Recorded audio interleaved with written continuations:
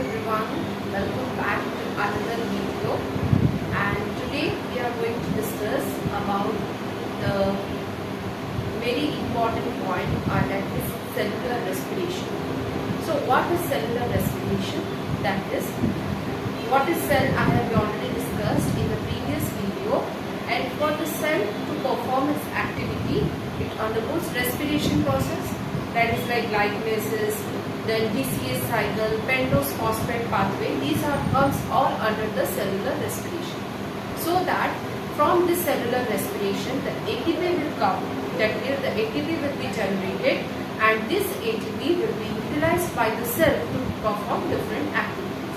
So these are all the part of the cellular respiration.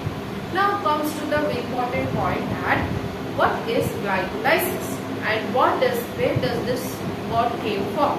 So if you understand the simple word, that is glycolysis. If you break down this, then glyco means glucose and lysis means breakdown. If you simply understand in this normal term, that is what is glycolysis? Glycolysis is the breakdown of the glucose. So it is one of the cellular respiration process. It is one of the cellular respiration process. And the main purpose of glycolysis is that it helps in the breakdown of glucose.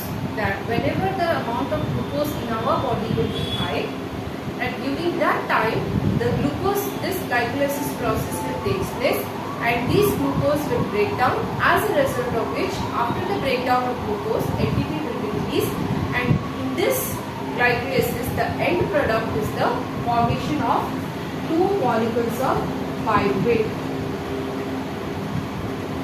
So the main this glycolysis is mainly can be anaerobic or aerobic. Can act under both the condition, and both the condition it can act, and also it mainly act in the absence of oxygen. When the oxygen is absent, it mainly acts in the absence of oxygen. Payoff pathway, or you can say EMP pathway.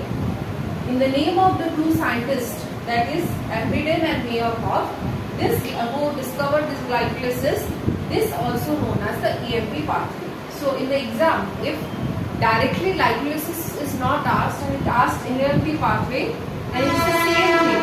So the EMP and the glycolysis occurs in the cytosol.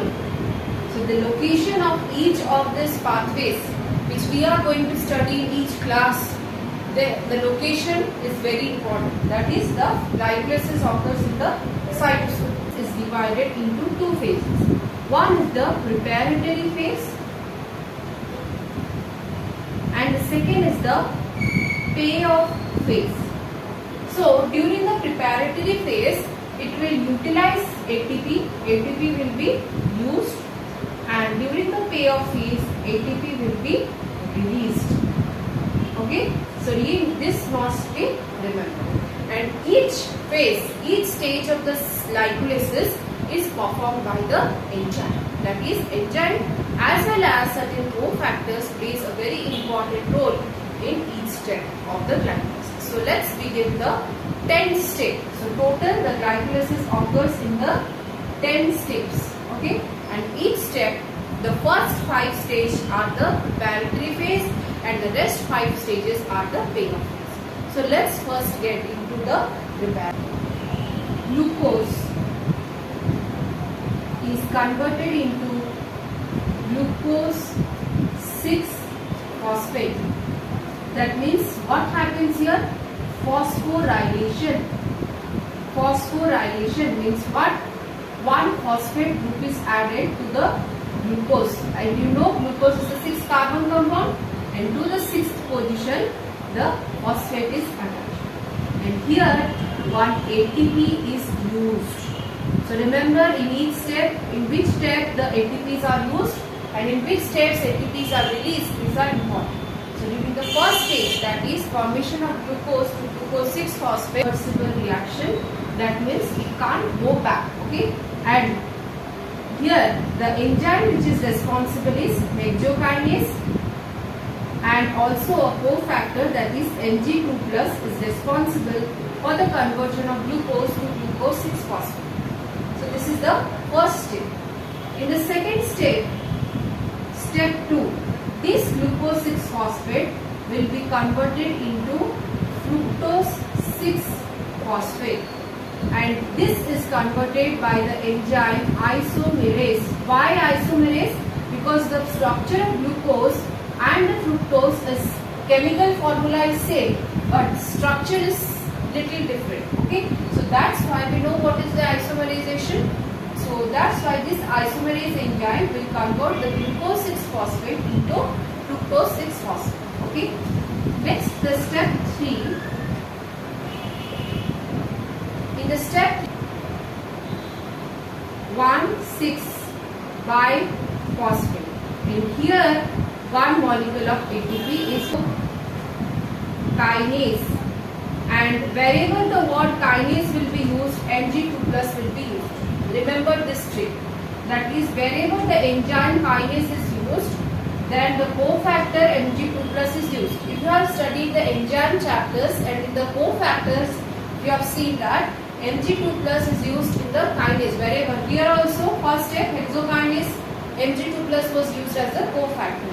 Similarly, the third step, when the fructose 6-phosphate was getting converted into fructose 1,6-biphosphate, ATP is used, and phosphofructokinase enzyme along with the Mg2 plus is. Okay, so these are the first 3 steps. Next one, this fructose 1,6-biphosphate, okay, to 2,3 carbon compound with the help of enzyme aldolase, that is dihydroxyacetone phosphate and glyceraldehyde 3-phosphate. So this was 6-carbon compound. This 6-carbon compound will be divided into 2,3 carbon compound, that is this is step number 4. Phosphate will be converted into glyceraldehyde 3-phosphate, and as a result we get 2 molecules of glyceraldehyde 3-phosphate with the help with the enzyme triose phosphate isomerase. Triose phosphate isomerase. This is the step number 5. So with this we completed the preparatory phase of the glycolysis. Let me revise what all happened. During the first step, that is the glucose is converted into glucose 6-phosphate with the help of enzyme hexokinase. Glucose 6-phosphate in the second step get converted into fructose 6-phosphate with the help of enzyme, that is phosphofructose kinase, or you can say isomerase. Okay. Isomerase. Next, this fructose 6-phosphate is converted into fructose 1,6-biphosphate with the help of enzyme phosphofructokinase. Now, this fructose 1,6-biphosphate with the help of aldolase enzyme is converted into dihydroxyacetone phosphate, and another is the glyceraldehyde 3-phosphate. That is, this is till now 6 carbon is going on. Glucose was 6 carbon, fructose 6 carbon, fructose 1,6 also 6 carbon. Now also this 6 carbon will be splitted up into 3 carbon compound, that is dihydroxyacetone phosphate, another 3 carbon compound, that is glyceraldehyde 3-phosphate. Now this glyceraldehyde 3-phosphate and this dihydroxyacetone, what will happen? This dihydroxyacetone will be converted into glyceraldehyde 3-phosphate. As a result, we get 2 molecules of glyceraldehyde 3-phosphate. Okay, and this is the step 5, and by this we get the end of the preparatory phase. So this was all about the preparatory phase, in which in the step 1 and in the step 3 ATP was utilized. Remember these steps, that during the which step the ATP is utilized, and now we will see that during the payoff phase what all happens. Payoff stage. During the payoff stage, till now we have come to see them, that is glyceraldehyde 3-phosphate, 3 molecule. Now 2 into, why 2 into? Because 2 molecules at the end of the preparatory phase, we have seen that this is converted into 2 molecules of 3 into 1,3-phosphoglycerate.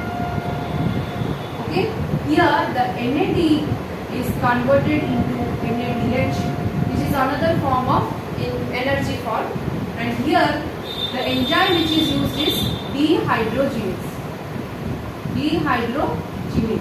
Okay, the dehydrogenase enzyme, what will do?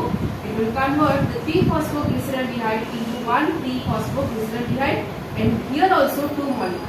Why we are writing into 2?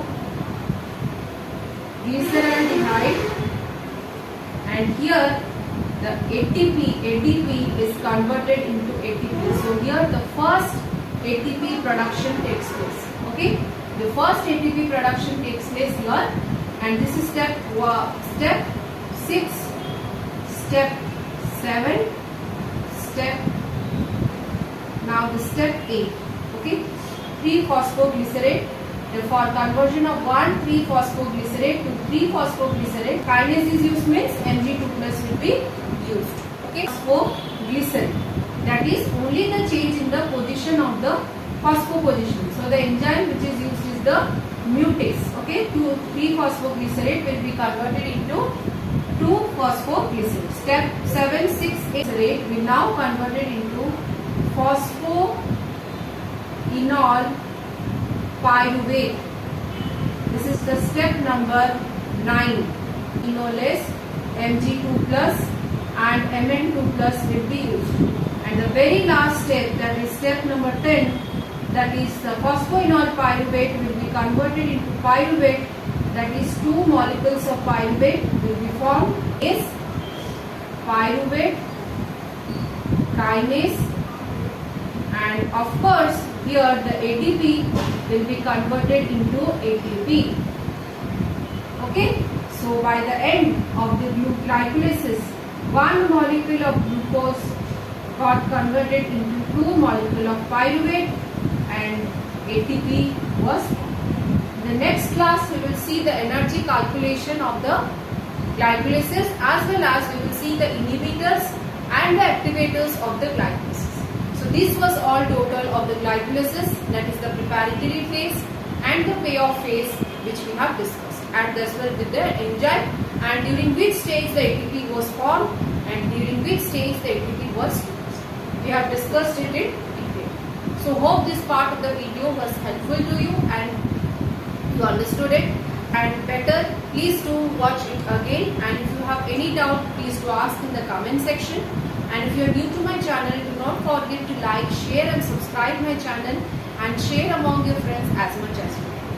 Till then, take care and see you in the next class. Thank you.